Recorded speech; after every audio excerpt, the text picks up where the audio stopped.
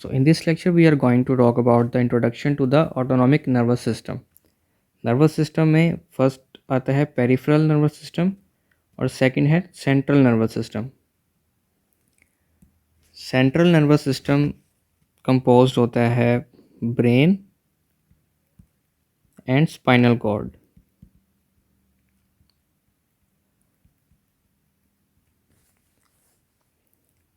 और peripheral nervous system में दो डिवीजन्स आती हैं, एक एफरेंट और एक एफरेंट. जो एफरेंट डिवीजन होती है इट मीन्स कि ये जो इन्फॉर्मेशन है ब्रेन से इन्फॉर्मेशन लेके जा रहा है ऑर्गन्स की तरफ, अवे फ्रॉम द सीएनएस ये इन्फॉर्मेशन लेके जाती है. जो एफरेंट डिवीजन है ये जो सिग्नल्स होते हैं आपकी पेरिफेरीज से वो सिग्नल्स को सीएनएस तक पहुंचाता है. इफरेंट डिवीजन क्या करता है कि जो आपके सिग्नल्स होते हैं उनको पेरिफेरीज तक लेके जाता है, टिश्यूज़ तक लेके जाता है, और वहाँ से जो वापस सीएनएस तक सिग्नल्स जाने होते हैं पेरिफेरीज से उसको एफरेंट डिवीजन कहते हैं. अब इफरेंट डिवीजन के आगे अगर हम देखें ऑटोनॉमिक सिस्टम और सोमैटिक सिस्टम. सोमैटिक सिस्टम आपके वॉलेंटरी एक्शंस, स्केलेटल मसल्स इनको कंट्रोल करता है. जो आपकी कॉन्शियसनेस वाले वॉलेंटरी मूवमेंट्स हैं, आपकी मोटर एक्टिविटी है, उसको सोमैटिक सिस्टम देखता है. और जो ऑटोनॉमिक नर्वस सिस्टम होता है ये आप इसके लिए कॉन्शियसनेस की ज़रूरत नहीं होती. ये आपके डे टू डे आपकी रूटीन लाइफ के जो भी एक्टिविटीज़, वाइटल बॉडी फंक्शंस होते हैं ये उनको गवर्न करता है. ठीक है, इसमें आपके पैरासिम्पथेटिक और सिम्पथेटिक और एंटेरिक सिस्टम, ये तीन तरह के सिस्टम ऑटोनॉमिक सिस्टम के अंदर आते हैं. जस्ट हम इसका भी यहाँ पे इंट्रोडक्शन करेंगे और जिस चीज़ पे फोकस हमें ज़्यादा करना है वो इसी लेक्चर में मैं आगे जाके आपको बताऊँगा कि जो हमारे लिए फार्माकोलॉजी में एक इम्पॉर्टेंट चीज़ है ये याद करने के लिए कि ड्रग्स जो ऑटोनॉमिक नर्वस सिस्टम पे एक्ट करती हैं उनको आसानी से याद हो जाएं, वो उसके लिए हम जिस चीज़ पे फोकस करेंगे सीएनएस के लिहाज से या ऑटोनॉमिक नर्वस सिस्टम के लिहाज से, तो वो हम आगे देखेंगे कि वो कौन सी चीज़ें हैं. अब ऑटोनॉमिक नर्वस सिस्टम में जो न्यूरॉन्स हैं वो इफरेंट न्यूरॉन्स आते हैं. इफरेंट न्यूरॉन्स के अंदर प्री गैंग्लियोनिक होते हैं और पोस्ट गैंग्लियोनिक होते हैं. जो प्री गैंग्लियोनिक होते हैं ना, इनकी जो सेल बॉडी होती है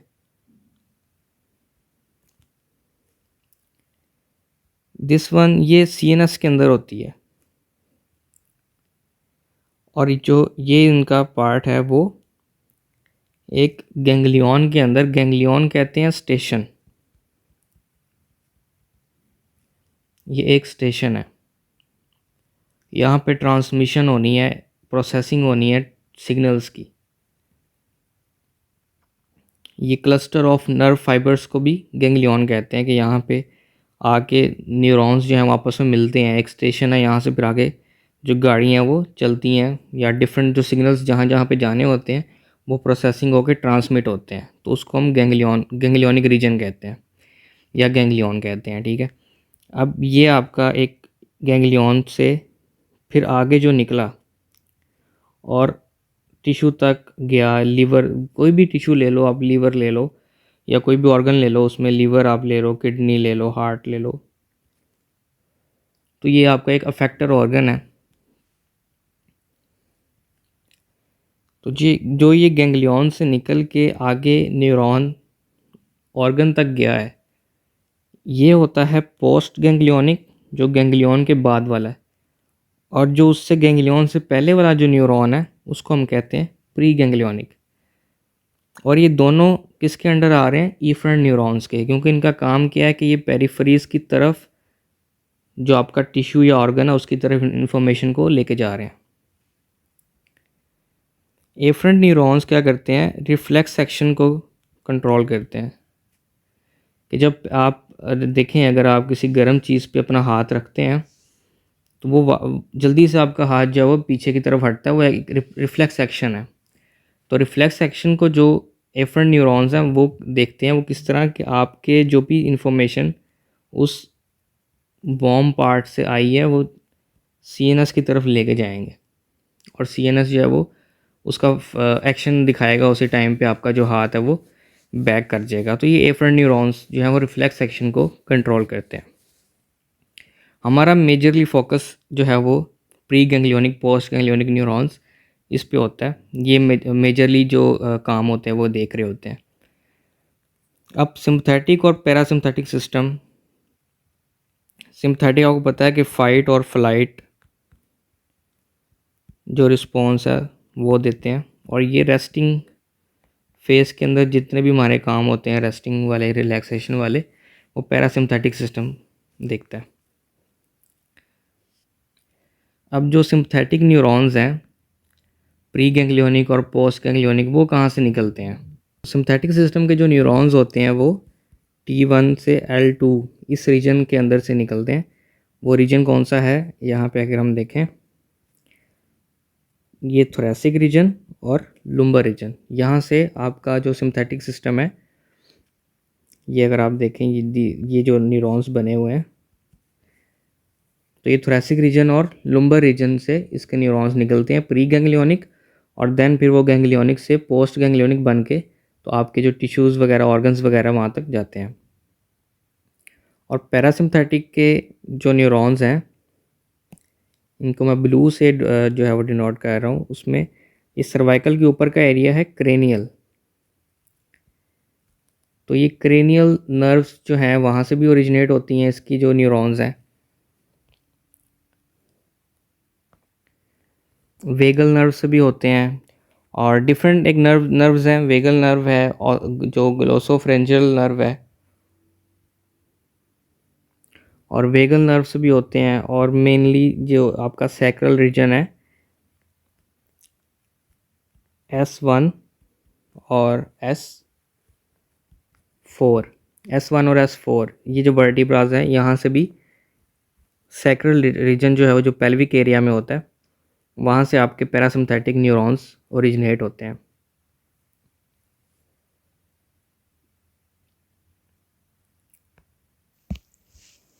अब जो इनर्वेशन होती है ना, वो डुअल इनर्वेशन भी हो सकती है।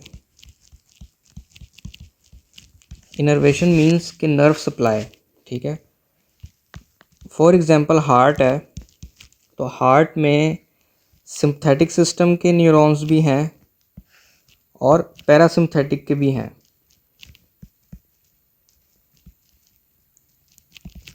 तो हार्ट में डुअल इनर्वेशन है, लेकिन जब डुअल इनर्वेशन होती है तो एक ना एक जो सप्लाई होती है वो डोमिनेट करती है।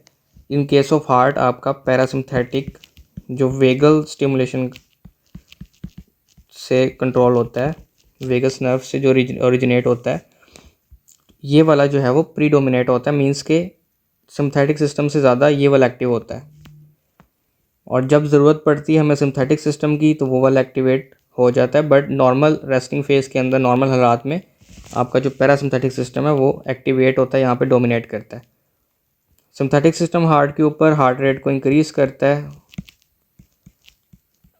और पैरासिम्पथेटिक जो है वो हार्ट रेट को स्लोज डाउन करेगा, उसको मींस कि नॉर्मल कंडीशन के अंदर लेके आएगा। तो एक डुअल इनर्वेशन है कि दोनों ही इनर्वेशंस हार्ट के ऊपर हैं, सिंपथेटिक भी है और पैरासिम्पथेटिक भी है। लेकिन कुछ ऑर्गन्स होते हैं, लाइक आपकी किडनी है,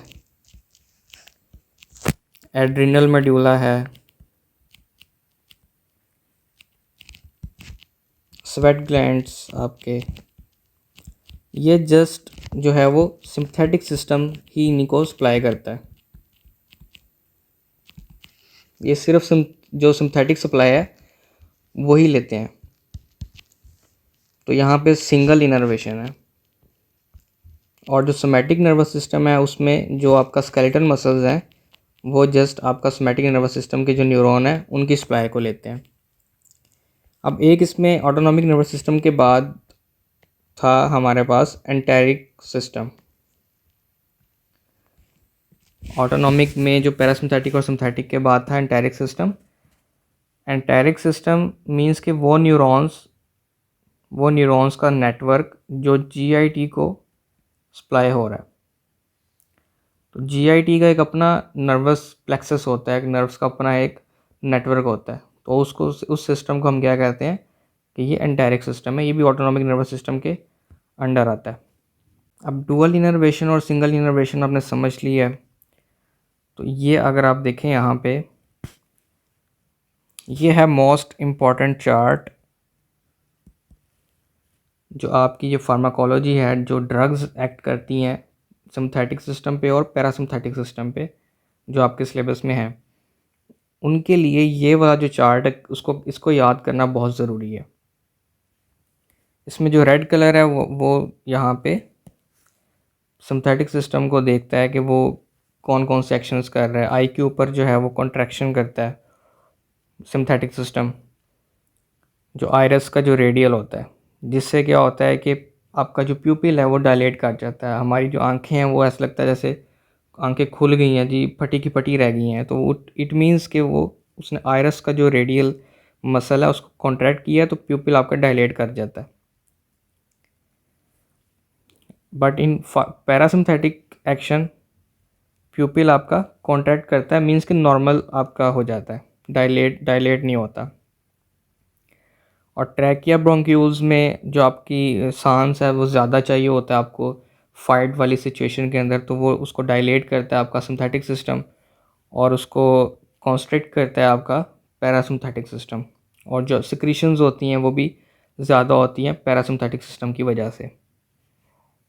एड्रिनल मेडुला जैसे मैंने बताया आपको, सिर्फ सिंथेटिक सिस्टम जो है वो उस पर एक्ट करता है और उसमें से एपिनेफ्रीन और नॉर एपिनेफ्रीन की सिक्रीशन करता है।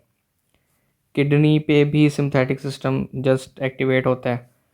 यूट्रस ब्लैडर पे दोनों हैं कि आपका जो कॉन्ट्रैक्शन है, आप डिट्रेसर रिलैक्सेशन ऑफ ट्राइगोन और स्फिंक्टर, उसको यह जो है वो गवर्न करता है पैरासिम्थेटिक सिस्टम, और जो सिंथेटिक सिस्टम है वो रिलैक्स करता है इन चीज़ों को, ताकि आप देखें कि अगर सिंथेटिक सिस्टम एक्टिवेट होता है तो जो यूरिन रिटेंशन है वो होती है, मींस कि आप उस टाइम के ऊपर जो आपका यूरिन है वो उसी के ब्लैडर के अंदर ही रहेगा। और नॉर्मल हालात के अंदर जो है पैरासिम्थेटिक सिस्टम एक्टिवेट होता है तो उसमें आप नॉर्मली जो आपका ब्लैडर होता है उसका जो स्फिंक्टर है वो रिलैक्स करता है और जो यूरिन है वो बॉडी से बाहर आ जाता है। डिफरेंट इनके जो है फंक्शंस हैं डिफरेंट टिश्यूज़ ऑर्गन्स वगैरह के ऊपर। तो ये आपने एज इट इज़ जो है वो इसको याद करना है अच्छे से। हार्ट रेट के ऊपर हार्ट रेट इंक्रीज़ करता है सिंथेटिक सिस्टम और पैरासिम्थेटिक सिस्टम उसको डिक्रीज़ करेगा। जीआईटी के ऊपर हैं ब्लड वेसल्स, स्केलेटल मसल्स पे यहाँ पे अगर आप देखें जो आपका ब्लड वेसल्स है स्केलेटल मसल्स की, तो उनको डायलेट करता है आपका सिंथेटिक सिस्टम। क्योंकि जब आप फाइट और फ्लाइट कंडीशन के अंदर हो तो जो आपकी पेरिफेरीज हैं, आपके जो लिम्स हैं, आपकी जो मसल्स हैं, उनको ब्लड फ्लो ज़्यादा चाहिए, उन्होंने भागना है या उन्होंने फ़ाइट करनी है, तो उसके लिए जो ब्लड वेसल्स हैं उनको वो डायलेट करेगा ताकि ब्लड फ्लो वहाँ पे ज़्यादा हो जाए। और नॉर्मल जो आपकी स्किन है और जो म्यूकस मेम्ब्रेन है, जो आपका ये ट्रंक वाला एरिया है जो पेरिफेरी से हट के आपका एरिया है, उसमें वो कंस्ट्रिक्शन करवाएगा कि वहाँ पे ज़रा ब्लड कम दो। और जो लिम्स हैं आपकी, जो हैंड्स हैं, जो जिन्होंने मूवमेंट करनी है आपकी बॉडी में, जो आपके लेग्स हैं, उनकी तरफ जो ब्लड फ्लो है वो ज़्यादा होना चाहिए। तो उनमें जो डायलेशन है वो ज़्यादा आएगी। अगर आप देखें तो उनमें डायलेशन आएगी, उसमें ब्लड फ्लो ज़्यादा जाएगा तो उनकी जो एक्टिविटी है वो बढ़ेगी। तो हमें ट्रंक वाले एरिया पे स्प्लैंचनिक मीन्स कि जो आपका स्टमक वाला एरिया है, इसमें हमें ब्लड फ्लो ज़्यादा नहीं चाहिए उस टाइम पे ना, क्योंकि ना उस टाइम पे आपने कुछ खाना पीना है और ना वो खाने पीने की आपको होश होनी है। तो दिस इज़ द फंक्शंस जो हैं वो ब्लड वेसल्स के ऊपर सिंथेटिक सिस्टम के हैं। नेक्स्ट हम देखते हैं कि किन चीज़ों से जो केमिकल सिग्नलिंग है वो किन किन चीज़ों की वजह से होती है, जो आपस में कनेक्शन है, सिग्नल ट्रांसमिशन है, वो किस तरीके से होती है।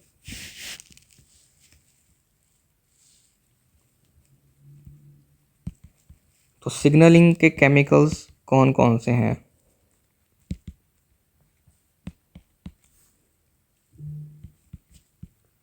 फर्स्ट वन हार्मोन्स हैं, जो आपको पता है एंडोक्राइन ग्लैंड्स वगैरह से रिलीज़ होते हैं और हार्मोन्स आगे सिग्नल जो है वो पास आउट करते हैं।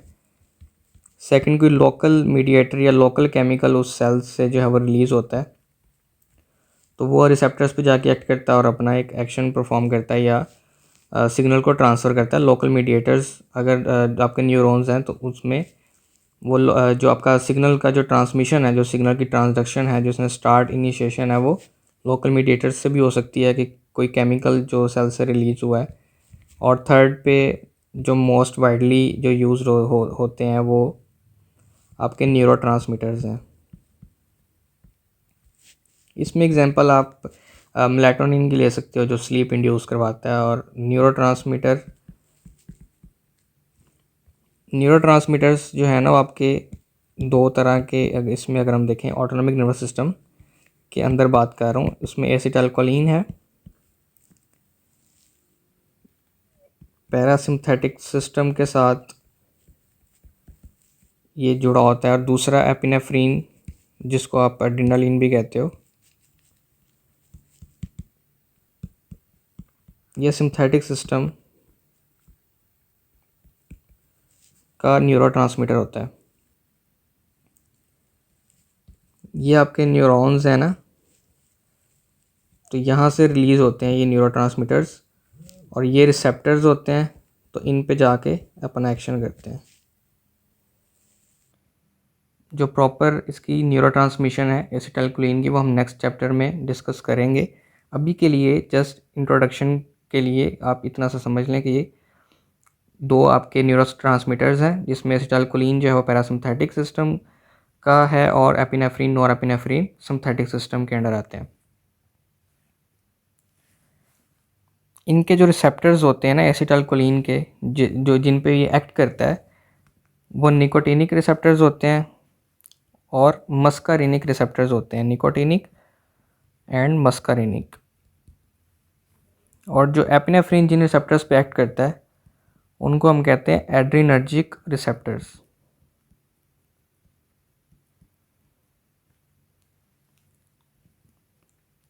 अब न्यूरोट्रांसमिशन ज़रा इनकी फ़्लो चार्ट देख लेते हैं, एमसीक्यूज़ के लिहाज से भी इसका बड़ा इम्पोर्टेंट रोल है। पहले जस्ट आप देखें सिंथेटिक सिस्टम को, ये आपका प्री गैंग्लियोनिक न्यूरॉन फाइबर है।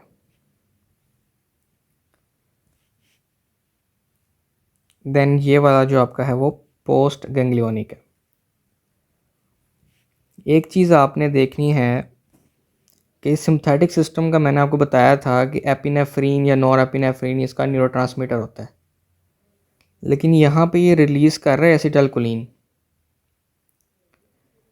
तो ये चीज़ माइंड में रखनी है कि प्री गैंग्लियोनिक के अंदर जो प्री गैंग्लियोनिक फाइबर है, न्यूरॉन है, वो एसिटाइलकोलिन ही यूज़ करेगा, बेशक वो सिंथेटिक सिस्टम है या वो पैरासिम्पथेटिक सिस्टम है। ठीक है, दोनों में एसिटाइलकोलिन ही यूज़ होगा। लेकिन जब पोस्ट गैंग्लियोनिक हो जाएगा आपका जो न्यूरॉन है, देन अगर सिंथेटिक सिस्टम है तो अफेक्टर ऑर्गन जहाँ पे उसने एक्ट करना है उस पे एड्रीनर्जिक रिसेप्टर होता है, तो वहाँ पे ये नॉरएपिनेफ्रीन को ही रिलीज़ करेगा।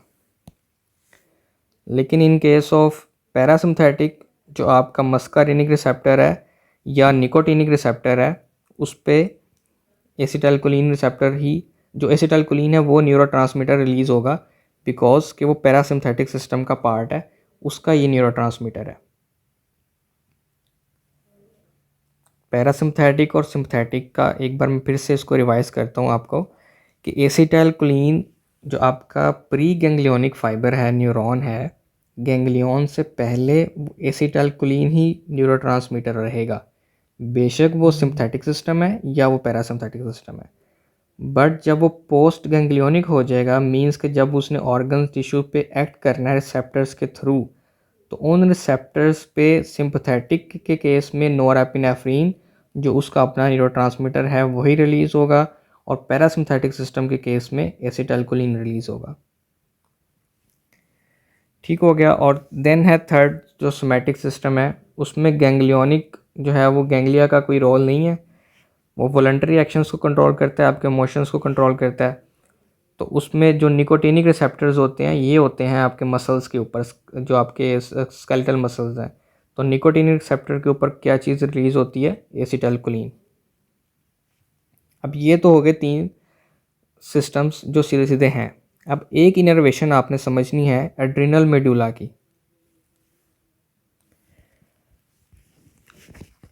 एड्रिनल मेडुला यहाँ पे फर्स्ट केस के अंदर एड्रिनल मेडुला ही एज अ गैंग्लियन काम कर रहा है, as a connection, as a station काम कर रहा है।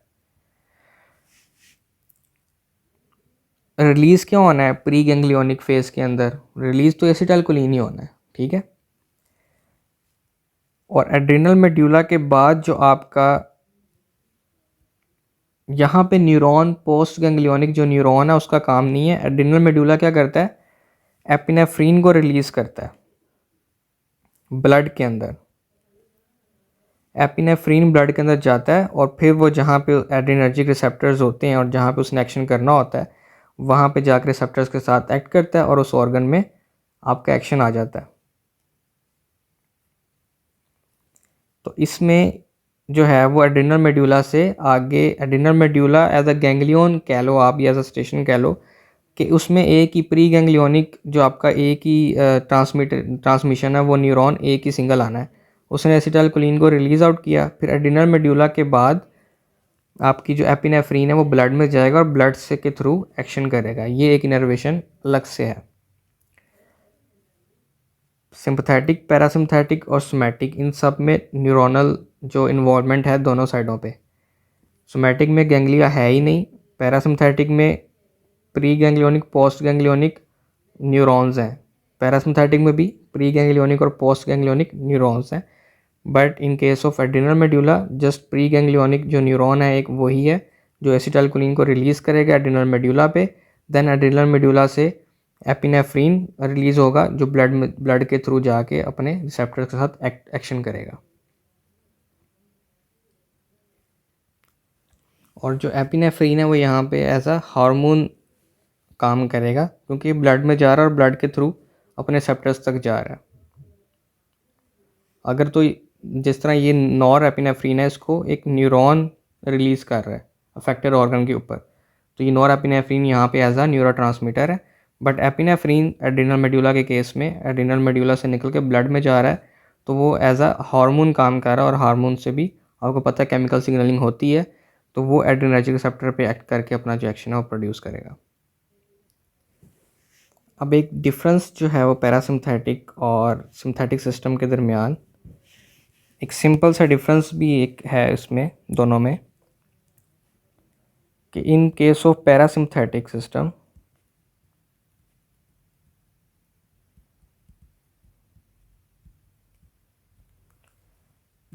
जो आपका गैंग्लियन होता है ना वो close to the effector organ होता है।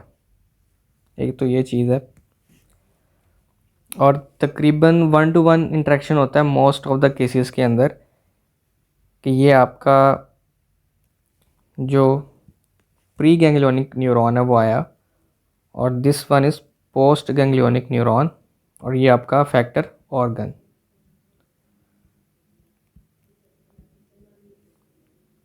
ठीक है, यहाँ पे क्या 1-to-1 इंटरेक्शन है ज़्यादातर केसेस में और जो गैंग्लियन होता है वो close to the effector organ होता है। But in case of synthetic system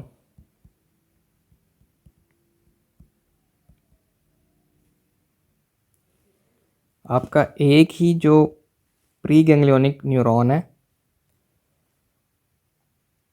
वह गैंग्लियन पे आके तकरीबन 8000 डिफरेंट पोस्ट गैंग्लियोनिक न्यूरॉन्स के साथ इंटरेक्ट करता है और ये इनकी डिफरेंट जगहों पे सप्लाई होती है।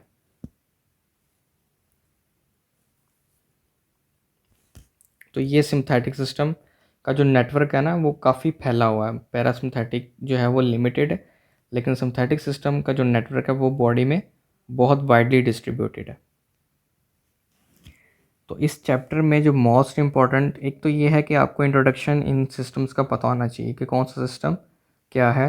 देन जो मोस्ट इम्पॉर्टेंट है वो आपका पैरासिम्पथेटिक और सिम्पथेटिक सिस्टम किन किन ऑर्गन्स को सप्लाई कर रहा है और उनका फंक्शन क्या है, ये आपको लाजमी याद होना चाहिए। और इनके जो न्यूरोट्रांसमीटर्स हैं वो कौन कौन से हैं, ये आपने एक ये वाला जो आपका टेबल है ये आपने याद करना है अच्छे से। और देन आपका जो दिस वन, ये भी आप अच्छे से कर लें कि इसमें जो न्यूरोट्रांसमीटर्स हैं वो कौन कौन से हैं, सिंथेटिक का कौन सा और पैरासिम्पथेटिक का कौन सा है। बाकी इंशाल्लाह स्पेसिफ़िकली ऑटोनॉमिक सिस्टम और उनकी जो ड्रग्स हैं वो इस पे कहाँ कहाँ पे एक्ट करती हैं, कैसे कैसे करती हैं, उनका क्या फंक्शंस हैं, वो हम जो फार्माकोलॉजी है ड्रग्स की वो इंशाल्लाह नेक्स्ट लेक्चर्स में कंटिन्यू करेंगे।